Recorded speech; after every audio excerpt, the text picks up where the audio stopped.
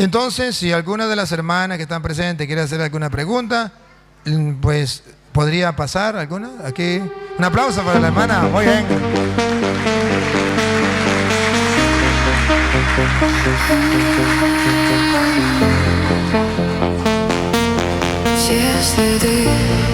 Bueno, hermano Toro, le quería hacer la pregunta que cuando yo era chica, yo conocí a Dios en una iglesia católica, no le voy a mentir. Conocí a Dios en un lugar como este, así como todos ustedes. Me crié. A los 11, 12 años empecé a darme cuenta de que quería conocer más a Dios. Y mi mamá, mi papá no me bautizaron en una iglesia católica. Entonces, yo empecé a conocer a Dios por la escuela. Iba una vez por mes a misa. Me encantaba ir a misa. La verdad que me encantaba. Y decidí decirle a mi mamá que quería ser monaguillo. Quería bautizarme, quería tomar la primera comunión. Y le pedí, pero mi mamá no tenía la misma convicción que yo.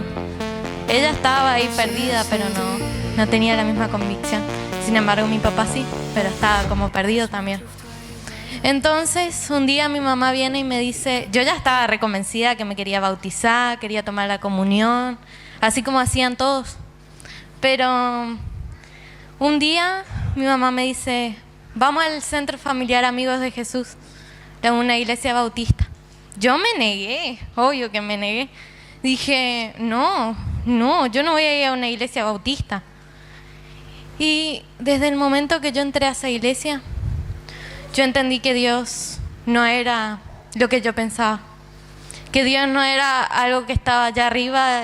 Yo sabía que Él era mi papá, que me quería, que me cuidaba, pero Él no era lo que yo pensaba. Yo sabía que Él era real, como vos, como yo. Ese día me di cuenta de eso. Y yo que decía que no iba a ir a una iglesia bautista, me convertí. Y ahora estoy feliz, hace 3 años que voy. Y estoy feliz y la gente me dice, tenés 16 años, ¿qué haces creyendo en Dios? Porque me dijeron. Pero yo soy feliz porque Él me renovó. Y la pregunta que yo le quería hacer, hermano, quería hacerle la pregunta de que, ¿por qué, cómo ustedes saben que una persona es santa si se peca con el pensamiento? Y en Romanos 3, versículo 12 dice, si quiere le puedo leer. Todos se desviaron, a una se hicieron inútiles. No hay quien haga lo bueno, no hay ni siquiera uno. Esa es mi pregunta, porque ¿por qué ustedes saben, cómo ustedes saben que una persona es santa si nadie puede saber lo que una persona piensa? Tiene la Biblia. Efesios capítulo 1, versículo 1 en adelante. Vamos a ver por qué nosotros decimos que efectivamente dentro de la iglesia hay santos. Y ustedes van a ver que de la misma Biblia de ella lo puede leer. Efesios capítulo 1, del versículo 1 en adelante, para que descubra que San Pablo nos habla que sí existen los santos. Y si quiere, el que tiene Reina Valera, si lo encuentra, de la Reina Valera. La suya es Reina Valera, ¿verdad? Bueno, ¿le puede leer usted o lo puede leer ellos? El que la encuentre primero. 1:1, Efesios. 1:1.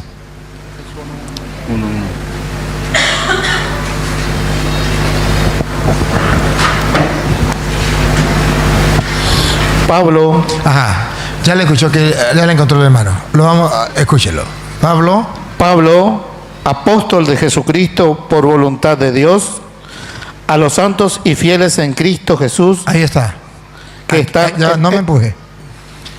¿Escucha quién le escribe Pablo? Repítalo.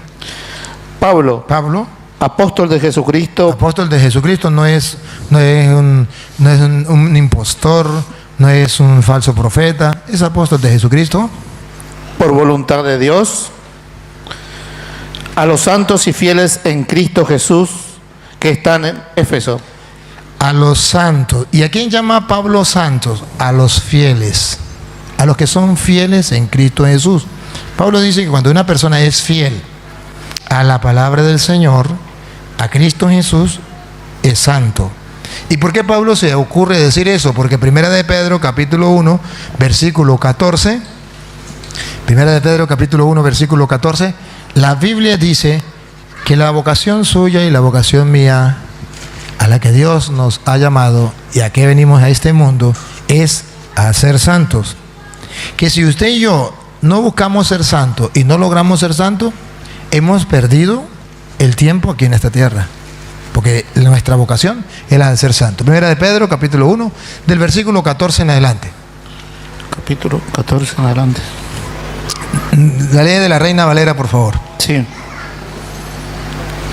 Como hijos obedientes, no os conforméis a los deseos que antes teníais, estando en vuestra ignorancia. No conforméis con los deseos que tenía ahora, antes, cuando estaban en la ignorancia. Escuche lo que viene. Sino como aquel que os llamó es santo. Como aquel que os llamó es santo, Sed también vosotros santos en toda vuestra manera de vivir. sea también ustedes santos en manera de vivir, fieles, santos, siga. Porque escrito está, Escrito está y no puede fallar. sed santos porque yo soy santo. Entonces la llamada que Dios nos hace a nosotros es la de ser santos.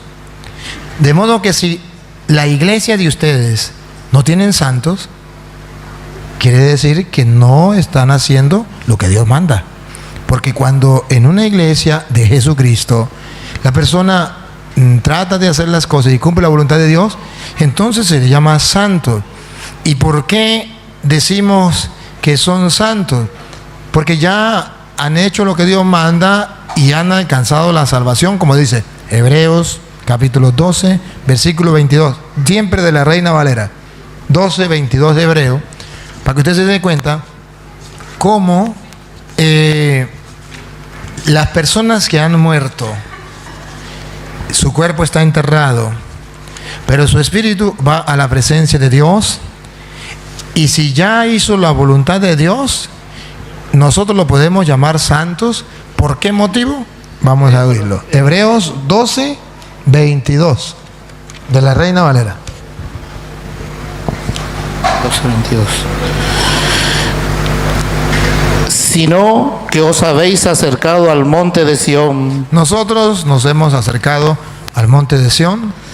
a la ciudad del Dios vivo, ¿Qué es el monte de Sión? La ciudad de Dios vivo. ¿Cuál será esa? ¿Dónde será? Siga.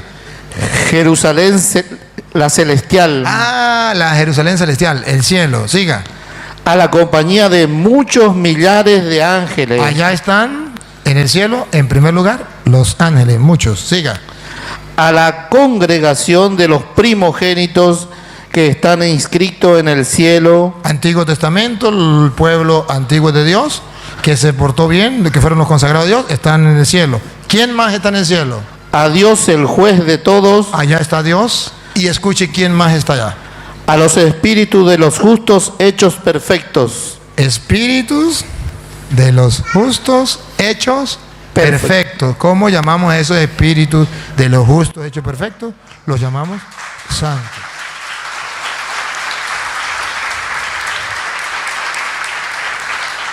Entonces, si somos fieles a la palabra de Dios, no nos podemos escandalizar cuando encontramos que en la iglesia de Jesucristo hay santos.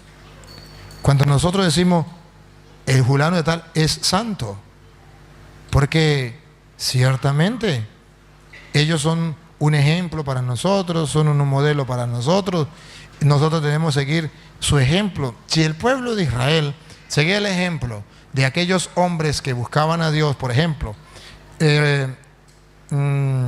Hebreos capítulo 11, versículo, lo vamos a leer desde el versículo 4 en adelante. Si la Biblia nos presenta aquellos hombres justos que vivieron según la fe y son un modelo para nosotros, ¿por qué no seguir nosotros el modelo de los santos, si ahí está escrito.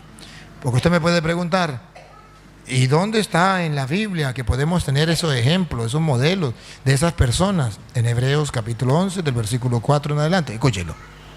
Por la fe, Por la fe, Abel ofreció a Dios más excelente sacrificio que Caín.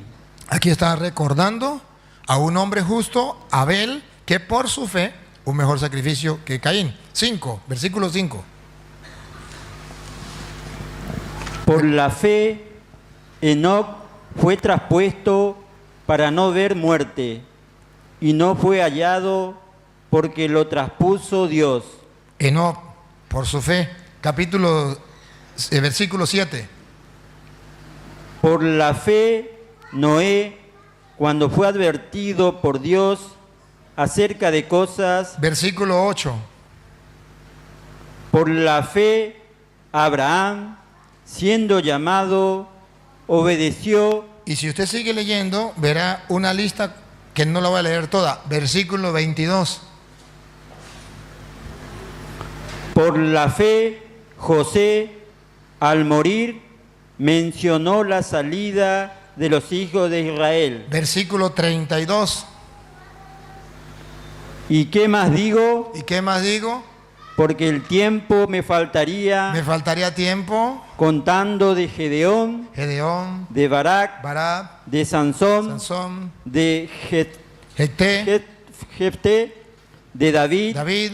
así como de Samuel y de los profetas. Pase al capítulo 12, versículo 1. Por lo tanto, Por lo tanto, conclusión, nosotros también, teniendo en derredor nuestra tan grande... no, teniendo alrededor nuestro. Fíjese usted, está hablando de que si ellos tenían esos modelos y esos ejemplos de fe, también nosotros podemos tenerlo. Ponga cuidado. Otra vez, 12:1, léamelo bien. Por tanto, nosotros también, teniendo en derredor Nuestro. nuestro Ajá, teniendo alrededor nuestro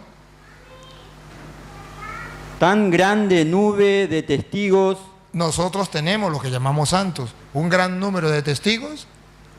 despojémonos de todo peso y del pecado que Ellos nos asedia. lo hicieron, son un ejemplo para nosotros, nosotros seguimos su ejemplo. Por eso dice 1 Corintios capítulo 11, versículo 1 en adelante. Pablo nos dice, y de la Reina Valera, siempre de la Reina Valera para que ella no vaya a decir que te estamos leyendo otra Biblia.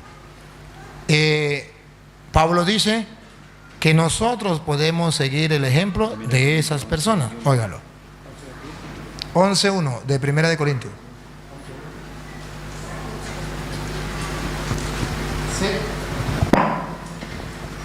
Sed pues, sed imitadores de mí, Sed imitadores de mí. así como yo de Cristo. Nosotros podemos imitar a los santos porque ellos imitaron Cristo. a Cristo. Y Pablo lo dice. Entonces la Iglesia Católica no inventa nada. La doctrina de la Iglesia Católica está en la Biblia. Solamente que hay un problema, hermana. Que yo le felicito porque usted haya tenido una experiencia con Dios en la Bautista. Puede haber otra persona que diga yo tuve una experiencia de Dios en las Pentecostales. Otro yo tuve una experiencia de Dios en los Testigos de Jehová. Otros en los Mormones. Otros en los Adventistas. Cada uno ha tenido una experiencia de Dios allí. Porque ciertamente allí se habla de Dios y se busca a Dios. Pero hay un problema. Que según la Biblia, la plenitud de Dios, no una experiencia, no una parte, sino la plenitud de Dios, usted y yo la vamos a encontrar en la iglesia. Efesios capítulo 1, versículo 22, siempre de la Reina Valera. Para que ustedes vean que usted se conforma con una experiencia porque allí usted tuvo esa experiencia, nadie se la niega, nadie se la quita, es fantástica, es maravillosa. Pero es una sola experiencia. Le pongo el ejemplo. En la Iglesia Católica, no sé si usted ha escuchado, que dicen los que saben de eso, que en las ensaladas hay combinación de vitaminas y encontramos casi todas las vitaminas. Pero si usted come solamente arroz, usted se alimenta, usted se llena, pero no come todas las vitaminas. Entonces, la Iglesia Católica es como una ensalada donde usted encuentra todas las vitaminas. La Iglesia Adventista, Pentecostal, la Bautista, es como si usted comiera solamente arroz. Sí se llena, sí se alimenta, pero les sigue faltando algunas vitaminas. Les pongo ejemplos. Vitaminas espirituales. Acabamos de tocar el tema de la Eucaristía. Esa vitamina ustedes no la tienen. Hay una vitamina que se llama el sacramento de la confesión, donde el sacerdote perdona los pecados para que su alma esté limpia. Esa vitamina ustedes no la tienen. O sea, hay cosas que ustedes tienen. Vitamina, leen la Biblia, eso es una vitamina. Oran, es otra vitamina, pero hay algunas que les hace falta. Nosotros no estamos en contra de las vitaminas que ustedes tienen, sino las que les hacen falta. ¿Por qué escoger en una iglesia que tenga un poquito y por qué no escoger la iglesia que tenga la plenitud de Dios? Escúchelo. La plenitud de Dios, ¿dónde está? Y sometió todas las cosas bajo sus pies, y lo dio por cabeza sobre todas las cosas a la iglesia. A la iglesia, a la iglesia. Y pongan cuidado, ¿qué es la iglesia? Pongan cuidado. La cual es su cuerpo. Es el cuerpo de Cristo, y aquí viene, pongan la lupa para que vean que la iglesia es la plenitud de Dios. Pongan cuidado. La plenitud de aquel que todo lo llena en todo. La plenitud de Dios está en la iglesia. Y cuando usted se va a otra iglesia, se le respeta. Ahí se sienta bonito, ahí se siente a gusto. Pero no vayamos a lo que se siente, porque si usted le pregunta a un drogadicto, le dice que es una experiencia fantástica, es una nota, fumarse un pitillo. ¿Y quién le dice que no? Y si sigue fumando es porque siente algo. Y se siente algo bueno. Diga que siente un borracho cuando se toma una botella que dice que le encanta. Se siente a gusto. ¿Qué siente una persona cuando mata a alguien que le hizo daño, que le amargó la vida tanto tiempo y la quitó del camino? Se siente a gusto. Al fin descansé, le quité la vida a ese sinvergüenza. Pero no se trata de qué siento yo. Se trata de ser fiel a la palabra del Señor. ¿Qué mandó el Señor? Me explico. La plenitud de Dios está en la iglesia. Si usted observara, hiciera un examen, analizara, le preguntara a su pastor, y estos días yo voy a estar aquí, lo puede hacer, y le puede traer si quiere. ¿Cuándo nació la iglesia bautista? ¿Quién la fundó? Verá que la iglesia bautista no tiene más de 500 años. No los tiene. Entonces, si no tienen más de 500 años, pero yo me siento bien ahí. El drogadicto dice lo mismo, yo me siento bien ahí. ¿Cuántas veces no han luchado para sacar a una persona y le dice del licor, le dice, vamos a Alcohólicos Anónimos? Es que yo me siento bien aquí, no quiero ir. A un drogadicto, vamos para que se sane por allá, lo llevamos a un lugar donde lo ayude. No, yo estoy bien aquí, ¿para qué me fastidia la vida? Yo me siento a gusto. No se trata de sentirse a gusto. Se trata de buscar a plenitud a Dios, la plenitud de Dios. Esa experiencia que usted sintió, la hemos experimentado todos nosotros en la Iglesia Católica. Y no tuvimos que meternos a otra religión. Dentro de la Iglesia Católica lo hemos experimentado.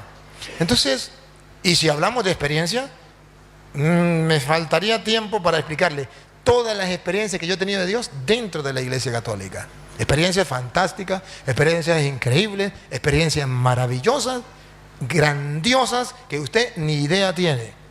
Pero las he experimentado y no he salido de la iglesia de Cristo. Aquí está la plenitud de Dios. Entonces, se trata es de mirar cuál es la iglesia de Cristo. No se trata de mirar en cuál iglesia me siento bien. Pregúntele a un pentecostal, ahí se siente bien. ¿En cuál iglesia me siento bien? Pregúntele a un mormón, ahí se siente bien. Pregúntele a un testigo de Jehová, ahí se siente bien. ¿En cuál iglesia se siente bien? Pregúntele a un satánico. Ahorita sabe que fundaron, en el mundo van 4 iglesias satánicas. Y ellos se sienten bien ahí. No se trata de sentir bien. Se trata cuál es la iglesia que fundó Jesucristo. ¿Cuál es la que viene de allá? ¿Cuál tiene la plenitud de Dios? Entonces, tan así es que en la iglesia católica tiene la plenitud de Dios, que el que le sigue fielmente dentro de la iglesia alcanza la santidad que no la alcanza en la secta. Por eso los santos, por eso los evangélicos no tienen santos, porque no tienen la plenitud de Dios y no pueden tener santos como nosotros los tenemos, porque es salirse de la iglesia de Cristo, que es el cuerpo de Cristo, ya es un pecado, y es un pecado grave. Es un pecado que se llama pecado de apostasía. Cuando hay una persona que se sale de la iglesia de Cristo y se mete a una secta, es un pecado de apostasía. Cuando hay una persona que no salió de la iglesia, sino que nació en la iglesia protestante, nunca se metió a protestante porque nació ahí, él no tiene el pecado de apostasía. Él lo que debe es convertirse. Como Pablo. Pablo no tuvo el pecado de apostasía. Pablo lo que hizo fue convertirse. Caminó a Damasco, se convirtió. Entonces, los que han nacido en la secta deben convertirse. Ellos no tienen el pecado de apostasía, pero están desviados en la doctrina. El que era católico y se metió protestante cometió un pecado de apostasía, de renegar de la fe. Y eso es malo. Si Jesucristo nos invita a ser todos uno, y para eso fundó la iglesia, para que todos fuéramos uno, entonces nosotros no debemos estar en cualquier iglesia. Y a mí me gustaría que algún día usted se preguntara, ¿por qué si Cristo fundó una sola iglesia? ¿Por qué hay tantas? Y si hay tantas, ¿cuál me comprueba que es de Cristo? Por ejemplo, ¿cuál de todas hizo la Biblia? Si usted carga esa Biblia y cree que es palabra de Dios, es porque alguien la hizo. La Biblia no se hizo sola. Y si usted comienza a estudiar, usted va a descubrir algo que a usted no le han dicho, que esa Biblia que usted carga la hizo la Iglesia Católica en el año 382, el Papa San Dámaso I. Entonces viene la pregunta, ¿por qué los bautistas no hicieron la Biblia? ¿Si es la Iglesia de Cristo? ¿Y por qué si la Iglesia Católica no es de Cristo, por qué ella hizo la Biblia? ¿Y por qué los protestantes le creen que la Biblia es palabra de Dios si fue la Iglesia Católica que lo dijo? La Iglesia Católica, él lo dijo. En ninguna parte usted va a encontrar que el Evangelio de San Mateo es palabra de Dios, nunca lo va a encontrar. Que el Evangelio de San Lucas, eso es inspirado por Dios, nunca lo va a encontrar. Usted sabe que el Evangelio de Mateo, de San Lucas, de San Juan, es inspirado por Dios y es palabra de Dios, porque lo dijo la iglesia. Eso no está en la Biblia. Eso lo dijo la Iglesia Católica. Entonces, ¿por qué lo creemos? Porque lo dijo la Iglesia Católica. ¿Lo creen los hermanos separados? Sí, para la muestra un botón, tienen la Biblia. ¿Por qué la tienen? Porque la Iglesia Católica es la de Cristo. Si no, no la tuvieran. ¿Tiene otra preguntita? Sí, también quería preguntarle ¿por qué Dios necesita intermediarios? ¿Por qué Dios quiere utilizar intermediario? Porque está en la Biblia que Dios, para salvar al mundo, quiere intermediarios. Está escrito. Marcos 3:13. San Marcos capítulo 3, versículo 13. Jesús viene a salvar al mundo. Sabe que Juan 3:16 dice, tanto amó Dios al mundo que entregó a su Hijo, para que crea en Él, no perezca, sino que tenga vida eterna. Pero Él, para que la salvación llegara al mundo, utilizó intermediarios. Marcos 3:13, óigalo, de la Reina Valera. Y después subió al monte y llamó así a lo que él quiso. A los que Él quiso. ¿Tiene intermediario? Porque Él quiso. Llamó a los que Él quiso. ¿Para qué lo llamó? Para hacerlos intermediarios. Pongo cuidado. Y vinieron a él y estableció a 12. Estableció 12 porque Él quiso, no se lo olvide. No fue porque lo inventó el Papa ni los curas, porque Él quiso. Para que estuviesen con él. Primero, para que estuviesen con Él. Y segundo, para enviarlos a predicar. para enviarlos a predicar. Está usando ¿cómo es? ¿Está usando qué? ¿Intermediarios? Sí. Para que la salvación de Dios llegue al mundo, está usando intermediarios. Llamó a los que Él quiso. ¿Cuántos? 12.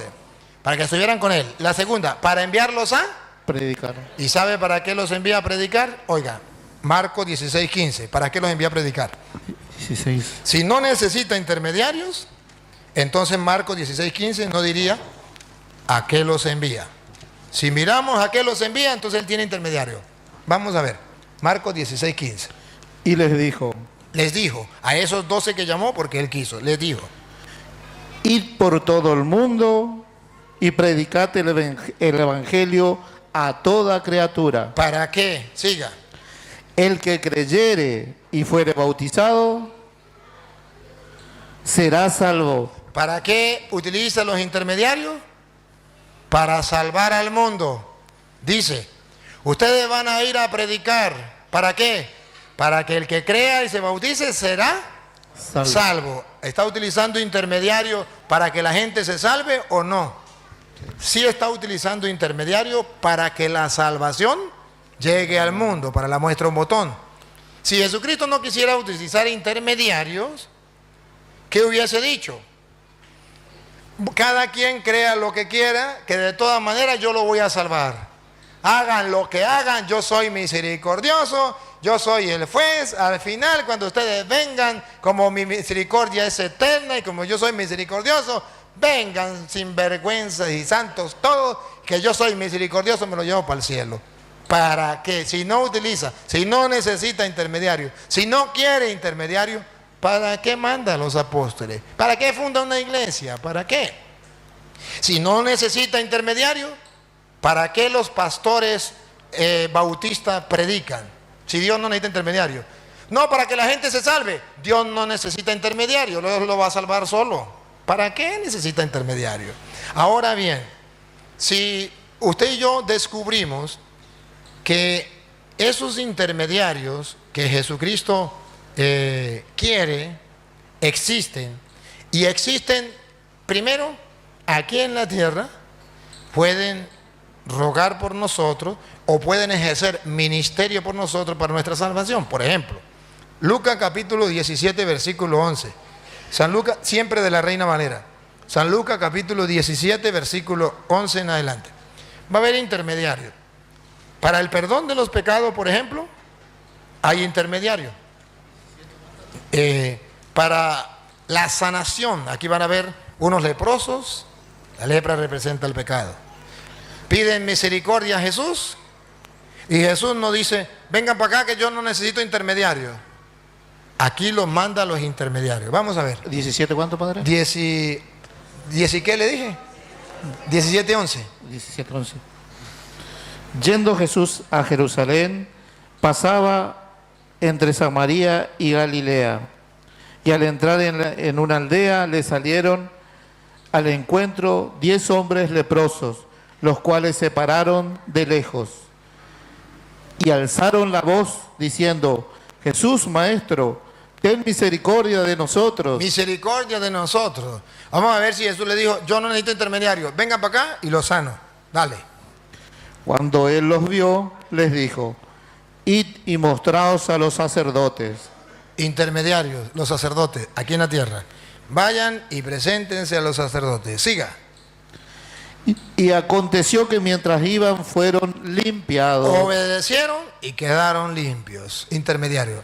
Ahora, usted me puede decir, pero yo le estoy preguntando de intermediarios de los que ya murieron. O sea, la Virgen María no puede ser intermediaria. Los santos no pueden ser intermediarios. Porque el único mediador entre Dios y los hombres, según dice allá Primera de Timoteo capítulo 2 versículo 5, es Cristo. Y dice la Biblia, no hay otro mediador entre Dios y los hombres, sino Cristo Jesús. Si se refiere a eso, entonces se lo voy a explicar también. Porque existe, también allá hay mediadores. Y usted puede decir, a ver, ¿por qué dice en la Iglesia Católica que los santos pueden rogar por nosotros, que la Virgen puede rogar por nosotros? Si la Biblia dice en Primera de Timoteo capítulo 2 versículo 5 que el único mediador entre Dios y los hombres es Cristo. Léalo.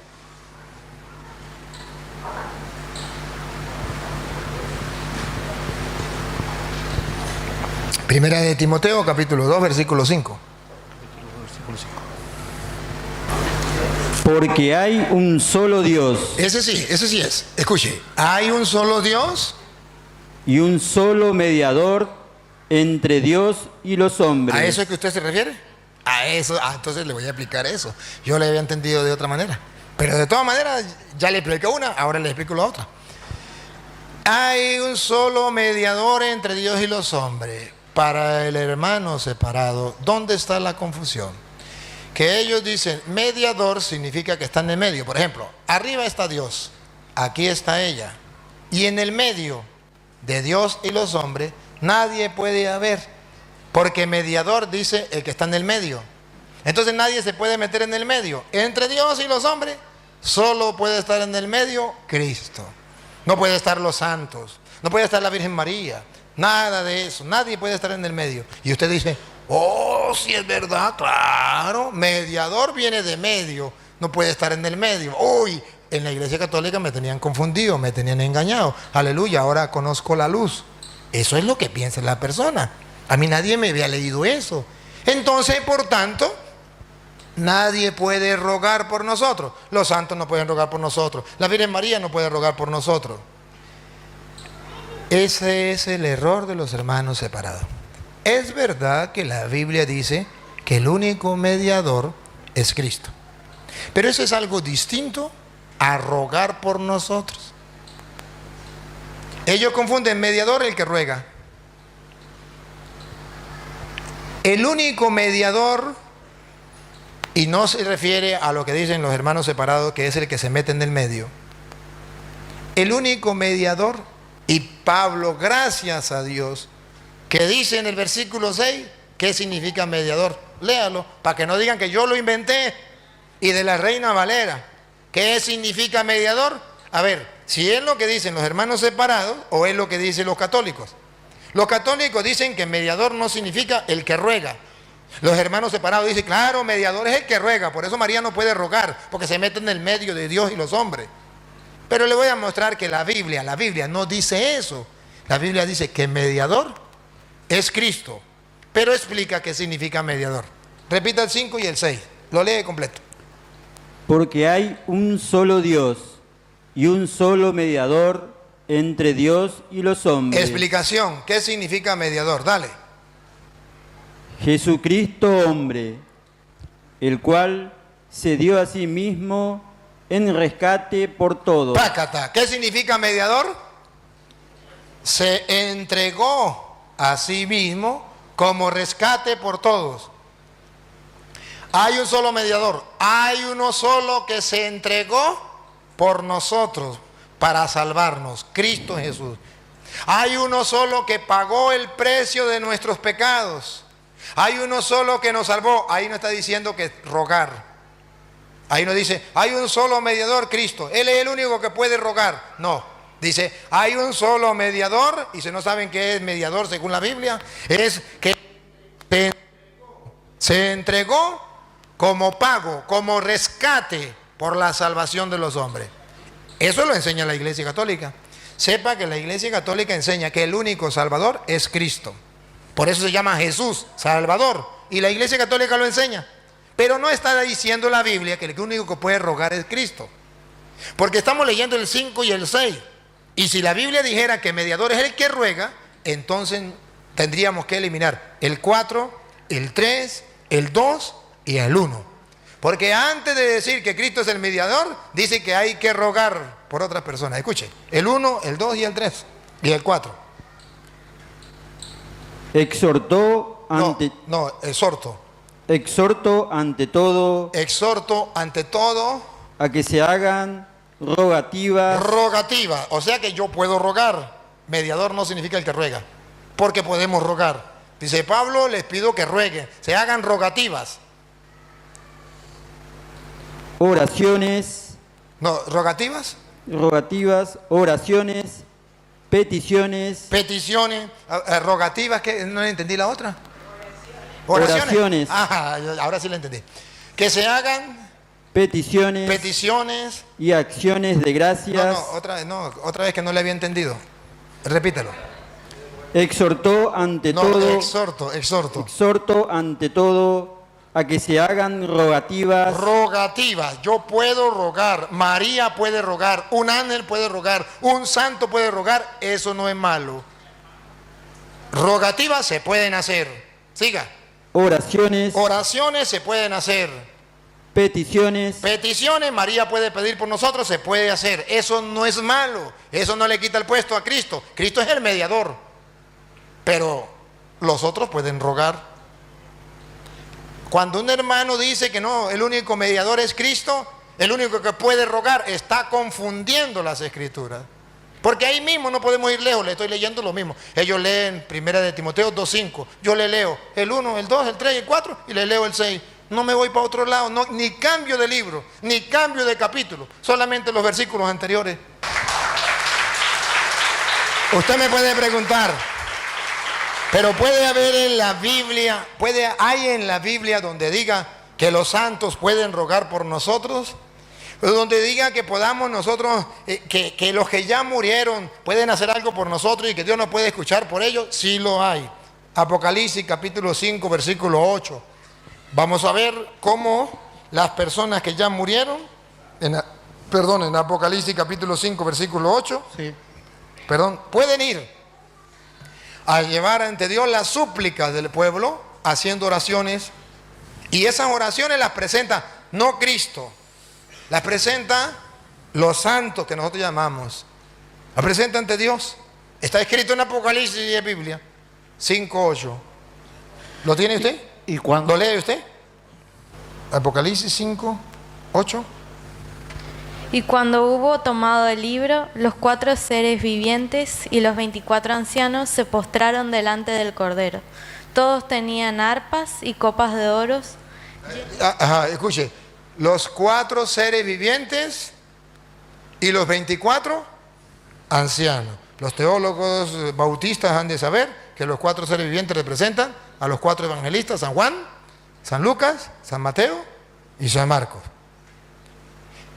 Que los 24 ancianos significa los santos de la antigua alianza que representaban las 12 tribus de Israel y los santos de la nueva alianza que representaban los 12 apóstoles. 2 y 12, 24. Los 24 ancianos.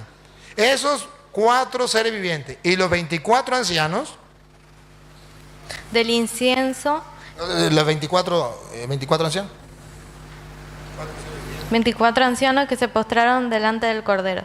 Todos tenían arpas y copas de oro llenas de incienso. Todos tenían copas de oro llenas de... Incienso. Y pongan la lupa, ¿qué eran esos inciensos que había en las copas de oro? Que son las oraciones de los santos.